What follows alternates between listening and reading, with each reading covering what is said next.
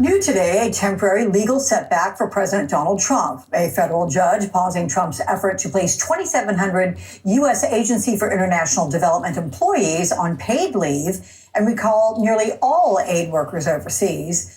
Meanwhile, thousands of tons of food aid are reportedly stuck in Houston warehouses. And yesterday, letter by letter, crews removed signage from the former USAID headquarters while Trump attacked the agency.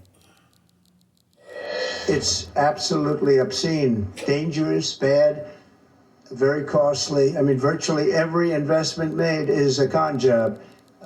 There's nothing of value to anybody unless there's a kickback scheme going on, which is possible. And we're going to be doing more and more of that. We're going to be looking at Department of Education. We're going to be looking at even our military. Joining me now, Lindsay Owens, Executive Director of Groundwork Collaborative. That's an economic policy think tank. And Lindsay, I'm glad you're here because I want to get your reaction to what we just heard the president say, which is that every investment made is a con job. Do comments like that, without presenting evidence, actually undermine his stated goal of curtailing government waste? Yeah, look, President Trump is pushing out tons of misinformation about what organizations like USAID do. But I think Americans understand exactly what an organization like USAID does. And a lot of what it does is offer public health services around the globe. This is things like nutrition assistance, preventing diseases like cholera, malaria, tuberculosis, administering PEPFAR to help stop the spread of HIV/AIDS. The only thing that President Trump's attack on USAID is going to do is make millions of people around the globe sicker, and people are going to die from this reckless decision. And look, USAID, that is just one of 13 agencies where DOGE has been spotted. The DOGE plan is to go from about 10,000 staffers to 611. The numbers that we've been given show 600 workers in Europe. The 600 there, they're going to be whittled down to 10. 12 will be dedicated to Africa, 8 to Asia. I mean, what's the likely impact of this and the likelihood of success for the union's lawsuit they've got going? Yeah, look, DOGE is now everywhere in the federal government, and they are spreading like bed bugs. What we learned yesterday is that DOGE has now descended on the Consumer Financial Protection Bureau.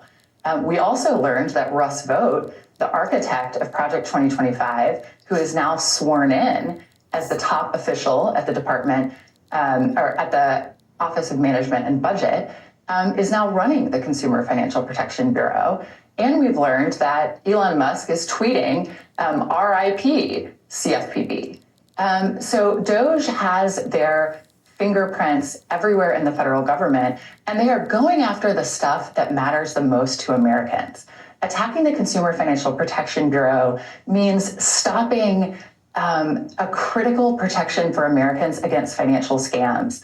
Since its founding, the CFPB has returned $21 billion to American families in relief. I mean, that's just an extraordinary amount of money. It's so important for Americans who've had to face predatory mortgages, who've had to face predatory debt collectors. I mean, that's really what the DOGE effort is. This is not about government efficiency. This is about stopping protecting Americans, and it is about Elon Musk's pocketbook. One of the other things we know about what Musk is up to is he is gathering personally sensitive financial information about Americans and about his competitors at all of these agencies that he and his team are entering. And this has actually been one of the top subjects of the lawsuits that we're seeing against DOGE today. Okay. Now, hang on. If Russell Vought has been appointed director of OMB and you have Elon Musk saying rest in peace to the Consumer Financial Protection Agency, which you say has returned about $21 billion in fraud, let's say, right, to the American, to the Treasury, is there a chance the two of them are going to butt heads, or are they on the same page? Yeah, it's hard to say, but I think they're really on the same page. I would just say that Russ Vought's aim is really to destroy the government from the inside out.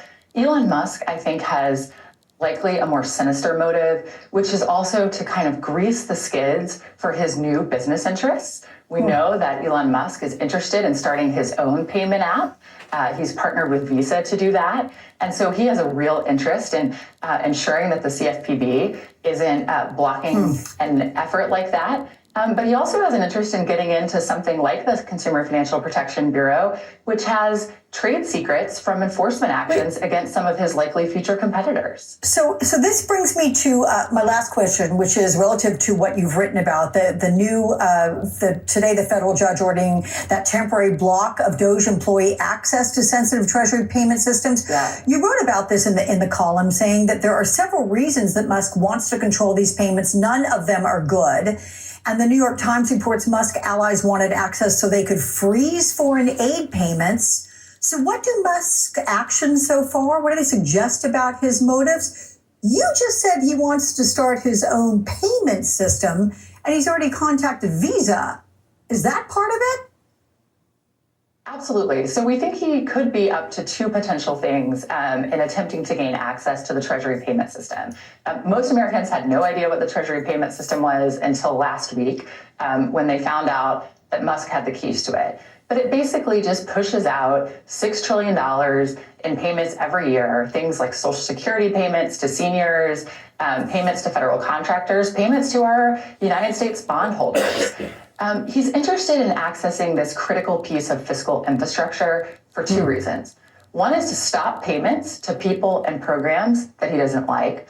But second is the access to the personal financial information and personally identifying information of tens of millions of Americans, as well as companies.